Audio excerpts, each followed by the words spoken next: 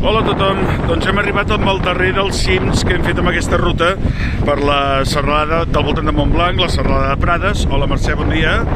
I és la Mola de la Roquerola. Atenció, és un cim que no cal ni que us hi perdeu, però sí que és interessant perquè és el sostre comarcal de l'Alt Camp. Es va descobrir fa un cert temps, 1.058 metres, més per sobre del que era la Punta Barrina, que en fa 1.013. Està al límit de Mont-ral, a l'Alt Camp, i la zona del poble on hem estat, de Montblanc, a la conca de Barberà. És una mola que sí que una mica més cap enllà té una visibilitat cap al poble Catafons, etc, però que amb el punt més alt, que és aquest, on veieu aquest vèrtex improvisat, doncs no té absolutament cap mena de vista. És un bosc, és una mola que hi ha aquí. Si us podeu desviar una mica. I atenció, no xerreu durant el camí, que el camí és petitó i no es veu. I nosaltres hem fet una volta que no us ho explico per arribar, noia? Però bé, és igual. Aquí som i ara ja anem de tornada. Adéu-siau.